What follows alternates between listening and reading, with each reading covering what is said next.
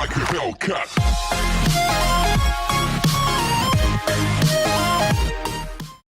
Hello and welcome back to the channel where once again it's time for another Sega Saturn review. Now today we're taking a look at the 3D fighting game known as Zero Divide: The Final Conflict, which saw release in November of 1997. And the strange thing about this title was the fact that the previous two games in the series, Zero Divide and Zero Divide 2, were PlayStation only exclusives. So it was a bit of a surprise when the third and final game in this series turned up on the Sega Saturn as a Japan exclusive in 1997. And we'll be doing what we always usually do, take a look at how it performs in the graphics, how it sounds, how it plays, what kind of content and lifespan it gives us, whether it's still worth playing today, and whether it can make our worldwide Sega Saturn top 10. Knockout. So once the main menu comes around, you see you've got one player versus mode, time attack mode, training mode, story, option, replay, and records. Heading into the options menu, it's all the stuff you'd expect to see, selecting the difficulty, the amount of life for versus matches, autosave, replays, stage select, music and sound volumes, backup your data, check the key configuration, nothing out of the ordinary. So once you hit the character selection screen, you'll see you've got 10 characters to pick from initially, with 3 additional characters available once you unlock them. So like always, I'm going to start with visuals first, and without a doubt, Zero Divide: The Final Conflict is one of the very best looking 3D fighting games on the system, which is a massive testament to the game when you consider it's not a first party Sega game, it's made by a company called Zoom. Whether we're talking about the character models, which are all really well animated, very well presented, they've all got a tremendously unique visual appearance to them in their colors and the style, the shape and size of them, or we're talking about the backdrops, which are all suitably different for each stage. The game just has a great visual presentation. There's multiple layers on some of the backdrops, and the characters can have their armor smashed off to reveal their cybernetic circuitry underneath. The visual presentation isn't just great within the game as well, because the menus look suitably futuristic as well, and they fit the game really well. I do like the loading screen in between each battle in the one player mode, showing you where you are on the grid, because you can actually select which character you want to face on that rank as well. Now it's not all perfect because there are a few niggles visually, but they're only minor. Of course the game has the mesh effect, transparencies and shadows, but there aren't many of them on the game. Obviously people know my opinions on these and I don't like them at all, but thankfully because there aren't that many, it's not too much of an issue.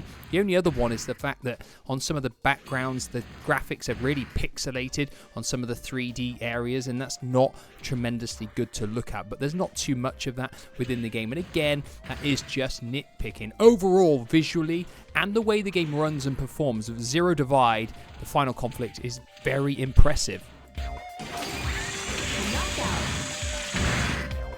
So moving on to the sound effects and music next, and something that I've said about a lot of other 3D fighting games on the system is that they have got fantastic soundtracks and really good sound effects, and Zero Divide: The Final Conflict is absolutely no exception. I think this is the biggest strength of this game, because I can't say a single negative thing about anything in terms of sound effects or music within this game. The sound effects are absolutely perfect. All of the smashing hits are absolutely spot on. The voiceover work, whether it's the person introducing the fights or the cheesy comments that the robotic fighters make at the ends of the matches, they are all absolutely spot on. And the futuristic style soundtrack as well is absolutely perfect. It suits the game brilliantly. I don't think I've found another 3D fighting game on the system where both the soundtrack and the sound effects fit the game as perfectly as this. So what I'm going to do is give you some examples of the music so you can have a listen yourself.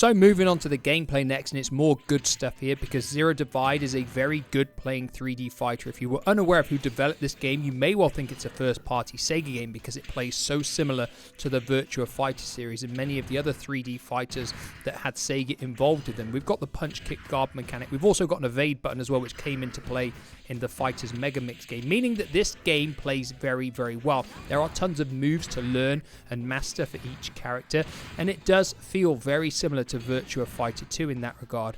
A downside for me is that the characters probably don't have enough unique style moves that you may expect the robots to pull off. There aren't many shooting or projectile attacks. Some of them do have them, but there are not many in the game. Instead, it's just your standard punches, kicks, and throws that you will have known from the Virtua Fighter series. It's got other little things which make it unique, though. If you get knocked off the edge of an arena, you can hold on and you can pull yourself back up and actually counter them by hitting them as you come back up, which is a nice little touch. It's not in any of the other fighting games on the system, so that's a positive as well. In terms of how difficult it is, this game is actually fairly difficult. Even if you put it on easy, you may well run into opponents who give you an absolute smashing, walloping defeat, and you're just sat there thinking, wow, that was tough. And of course, you need to play the game on normal or harder to actually get the proper ending. So the game will provide a challenge. So moving on to content and lifespan next, and like I said, we've got 10 selectable characters to begin with. 3 more additional ones can be unlocked to give us a total of 13. We've got 1 player mode, versus mode, time attack mode, and story mode. Unfortunately, it's not a detailed story mode that you play through. It's simply a menu where you can view the story for the previous games and it recaps them, but unfortunately it's all in Japanese text. You can read the story for this game as well, but like I said, all Japanese, so unless you can read Japanese, it's not going to really give you anything. Main modes of play are all standard, really. We know what time attack is. Complete the game as quick as you can. 1 player mode is your arcade mode where you go through, beat all the characters and get an ending. Now, of course, you only get the proper ending if you complete the game on normal or harder. Like I said, the game is a bit of a challenge, so you may well have to have a few attempts at doing that. If you complete it on easy, you'll get a really brief game over screen where it says you need to be more powerful, basically, to defeat the final boss. And of course, versus mode is simply you against a friend. It is the content and lifespan of the game, though, that brings the game up short because I don't think there's enough here. You've got 13 characters, which isn't too bad. But by the end of 1997, I'd have probably expected more. But the main gripe is the fact there's no real main story-driven mode of play. There's nothing which gives you an ending for each character. Your characters feel very lifeless, in all fairness. You don't get any attachment to them because there's no storyline content for them. We've got a little extra mini game that you can unlock as well, but that really is only minor. So it is the content and the lifespan where this game comes up a bit of a cropper.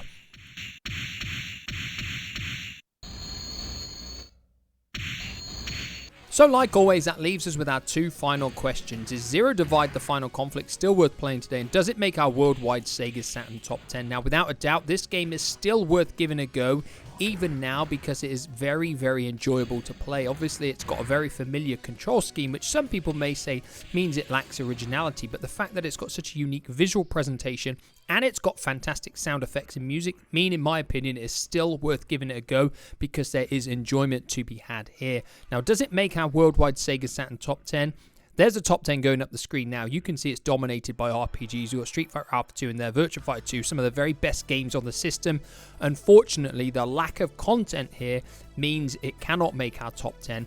It simply doesn't quite have the lifespan that something like Virtua Fighter 2 does with its superior modes of play, or Fighters Megamix with its much larger roster of characters. But of course, these are just my thoughts and my thoughts alone. I do believe this game is genuinely good. It didn't score particularly well in magazines back in its time, and I'm not really sure why, because it's actually a decent game. But, like always, I want to hear everybody else's thoughts on this game. I don't actually know what the other 2 games in this series are like because I've not played them. So if you've played all the games in this series, let me know with a comment down below which one is the best. I have read that this one is the best of the 3, but without playing the other 2, I can't actually confirm that. That is all for this week. Like always, I'll be back with another review next week. Goodbye for now.